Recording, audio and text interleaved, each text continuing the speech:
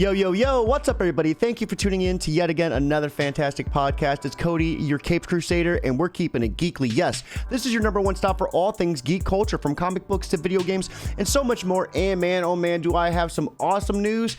But we also have some fresh DC comics coming right off the press, and we're going to be following this podcast with an awesome indie comic interview releasing later on tonight. So without further hesitation, let's go ahead and just dive right in. And it looks like Netflix is looking to buy another video game studio, marking this the third acquisition since last summer. Yes, you heard that right. Reported on the New York Times, it looks like Netflix said on Thursday it was buying Boss Fight Entertainment, a small indie game company located in Allen, Texas. It is a mobile game developer with 130 employees and marks the third studio purchase since it set its sights on the gaming industry since last summer. Now, the first two gaming studios that Netflix purchased was Night School in September and earlier this month, Next Games, but Netflix would not put a price on how much it paid for Boss Fight.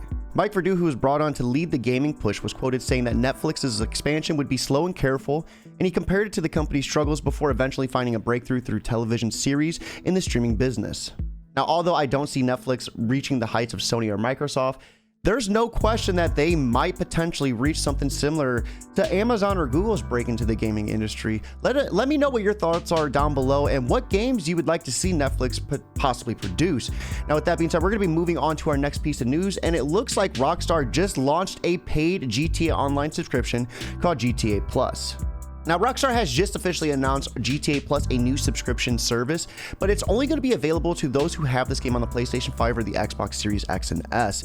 It's going to launch on March 29th, and it's going to provide a slew of different things for users. Now, it looks like GTA Plus will cost a whopping $6 per month, and it's going to provide subscribers with a monthly reoccurring deposit of $500,000, a wide range of members-only bonuses, including exclusive properties, vehicles, upgrades, discounts, cash, and RP bonuses. And Rockstar also mentioned there will be the ability to unlock gameplay updates that you may have missed out on. Now, this is what it looks like is going to be available March 29th through April 27th. Of course, you get that $500,000, a supercar, you get a auto shop, waived LS car meet membership fees waived.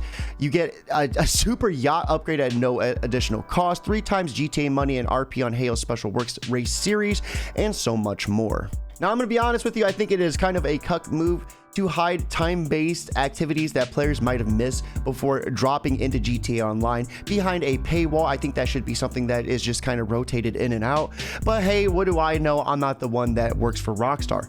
Now, with that being said, we're going to be moving on to our last piece of news, and it looks like Sony says single-player games are going to remain important, and it looks to launch 10 live services by 2026.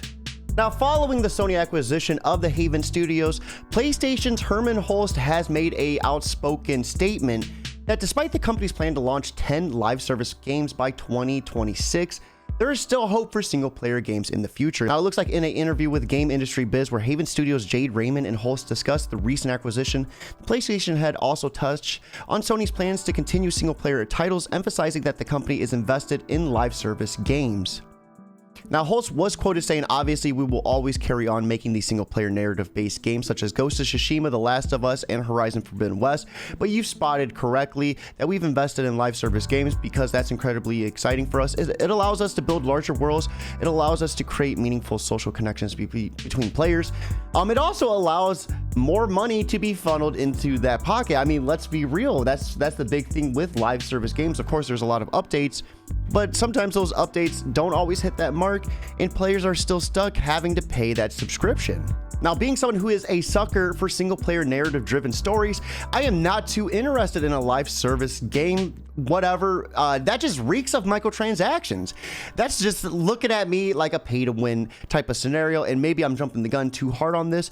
Let me know your thoughts, though. What do you think of this and where Sony is heading to in the future? With that being said, that does wrap up this Week in Geek, but stay tuned. We got those fresh comics coming right off the press, and we're going to be starting off with Robin issue number 12, written by Joshua Williamson with art being done by Roger Cruz. Demon vs. Detective begins with Hawk and Robin having a rather innocent moment where they're both reflecting on their fathers before pivoting to Damien's escape from the Lazarus Island. We find Talia gathering up her forces while conversing with Ra's al Ghul, and it's here we learn of her new plan. She intends to head back to their Leviathan base in Nepal with Damien in hopes of repairing the relationship and the next move as a family empire.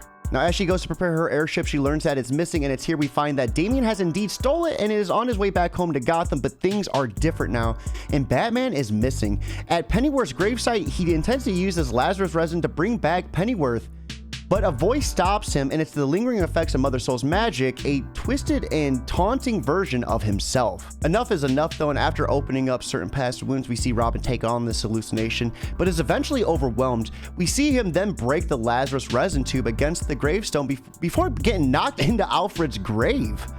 Now, it's at this point we see a hand reaching down to help him out of that hole, and you'll never guess who it belongs to, none other than Talia al Ghul. Now, Robin is definitely fighting some demons within him, and to see him break that Lazarus resin because he didn't want to see that darkness come back in Alfred Pennyworth was just such a heartbreaking moment, and wow, I was not prepared for that. Now, with that being said, we're going to be moving on to our next issue of the week, which is going to be Teen Titans Academy issue number 13, written by Tim Sheridan with art being done by Tom Diernick. Now, the War for Earth 3 Part 4 begins with Donna Troy teaching class in a makeshift Titans Academy, and she begins to look for Stitch, leading us into the basement, in which we find Stitch, Batpack, and Matt Price trying to figure out a way to help, and eventually they decide to break up and head back to class. Now, this is going to be the start of the Young Justice Dark. Now, we pivot back though, and there was a mirror left in the basement, and none other than Mirror Master's hand is beginning to reach through it. Now, we find Raven overseeing Changeling and Cyborg both not looking good after having the tower collapse on him, but it's at this point we find Gorilla Greg and Cybra approach her with a solution to save them both, and this one Raven knows will work because she's seen it in a vision. Yes, that's right, if you remember a couple issues back, Raven had a vision of these two being grafted together.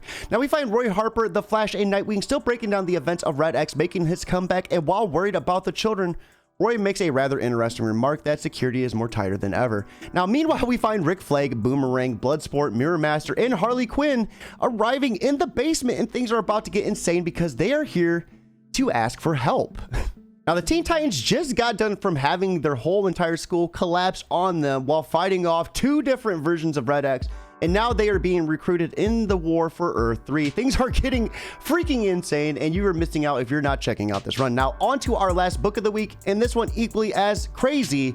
Batman Detective Comics issue 1058, written by Marika Tamaki with art being done by Amaki Naupan.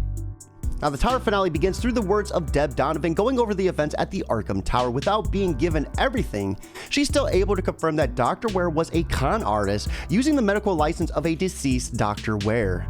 She even goes on further to pinpoint the Gotham drug trade from the tower to the Penguin and the Party Crashers, but ultimately she isn't able to explain how all the patients were able to be held under control.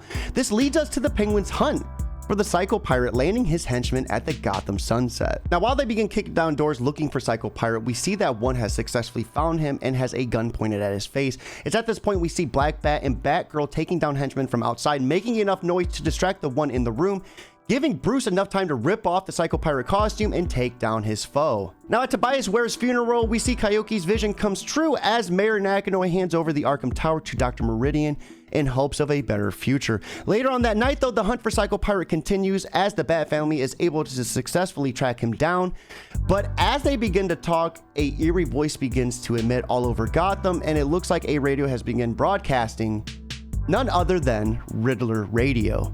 Now, after the horrors of the Arkham Tower and Scarecrow making his debut, once again, I was left wondering where they were going to go after the storyline, but it looks like we're going to be heading into nothing but riddles. Now, with that being said, that does wrap up our podcast for the week. You can catch me on all my respective social media platforms at Keeping It Geekly. Be sure to check out all the indie comic interviews we are pumping out almost every day, multiple ones a week. Be sure to check them out. Those are all live and fresh on YouTube. But most importantly, guys, I hope you have a fantastic day and keep it geekly.